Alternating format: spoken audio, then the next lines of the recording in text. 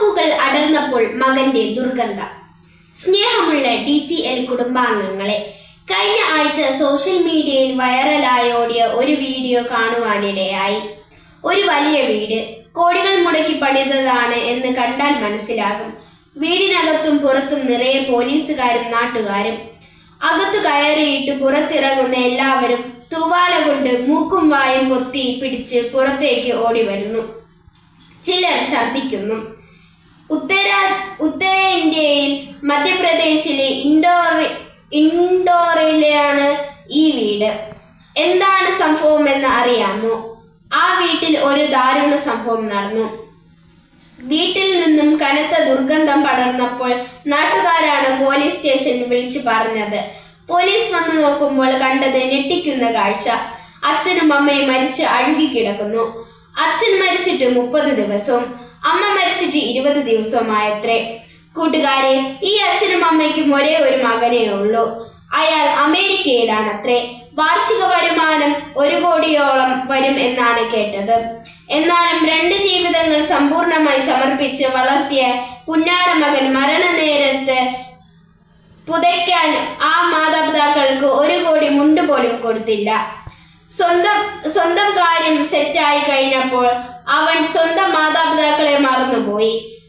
വാർദ്ധക്യം ബാധിച്ച് രോഗം വന്ന് അവശരായി സഹായത്തിനായി ഒറ്റയ്ക്കിരുന്ന് നിലവിളിച്ച ആ മാതാപിതാക്കളുടെ അവസ്ഥ കൂട്ടുകാർ നിങ്ങളുടെ ചിന്തയ്ക്ക് വിഷയമാക്കണം. ഏക മകൻ പിറന്നു വീണ നിമിഷം മുതൽ അമ്മിനപ്പാലും അച്ഛൻ്റെ നെഞ്ചൻ ചൂടും വാസന സോപ്പുകളും സുഗന്ധ ചാമരവും തേച്ച് കുളിപ്പിച്ച് വാത്സല്യത്തേനും ചക്കരയുമ്മകളും നൽകി വളർത്തിയ ഓർമ്മകൾ അവരുടെ മിഴികൾ നനച്ചിട്ടുണ്ടാകാം. വീട് ഇൻഡോറിലാണെങ്കിലും മകന്റെ ഹൃദയത്തിന്റെ ഔട്ട്ഡോറിലായിരുന്നു ആ അച്ഛനും അമ്മയും.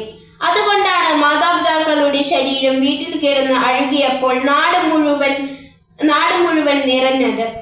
ആ മകന്റെ മനസ്സിന്റെ ദുർഗന്ധമായിരുന്നു എന്ന് നാട്ടുകാർ പറഞ്ഞത്. എന്തായിരിക്കും അവസാനം അവരെ അവർ ഓർത്തത്? എന്തായിരിക്കും ആ അച്ഛന്റെ അവസാനത്തെ വാക്കുകൾ? മരിച്ചു കിടക്കുന്ന ആ പാവം അച്ഛന്റെ ശരീരം പുഴുവരിക്കുന്നത് കണ്ടുകൊണ്ട് മകനെ വിളിച്ചു കരഞ്ഞു മരിച്ചു വീഴുന്ന ഒരമ്മ. ഇതെല്ലാം ഇന്ത്യയിൽ സംഭവിച്ച കാര്യങ്ങളാണ്. കൂട്ടുകാരെ, നാട്ടുകാരും പോലീസും വന്നപ്പോൾ 2 പേരുടെയും ശരീരം പുഴുവരിക്കുന്നത് കണ്ടുകൊണ്ട് കണ്ണു പൊത്തി കരഞ്ഞു പോയത്രേ. കൊച്ചേട്ടന്റെ കത്ത് വായിക്കുന്ന എല്ലാ കൂട്ടുകാരും ഇപ്പോൾ വായന അവസാനിപ്പിച്ച് സ്വന്തം അച്ഛൻ്റെ അമ്മയുടെ മുഖത്തേക്ക് ഒന്ന് നോക്കാമോ? ആ മുഖത്ത് സ്നേഹത്തോടെ ഒരു ചക്കര ഉമ്മ കൊടുക്കാമോ? ഞാൻ എവിടെയെല്ലാം പോയാലും, എത്ര വലുതായാലും, ആരായിത്തീർന്നാലും, എത്ര വലിയ കോടീശ്വരനായാലും എന്നെ ഞാനാക്കിയ എൻ്റെ അച്ഛനെയും അമ്മയെയും ഞാൻ ഒരിക്കലും മറക്കില്ല എന്ന് ആ മുഖത്ത് നോക്കി പറയാമോ? പ്രിയ കൂട്ടുകാരെ, ഈ ഒരു കാലം ഉപഭോഗ സംസ്കാരത്തിൻ്റെ രാക്ഷസ വാഴ്ചക്കാലമാണ്.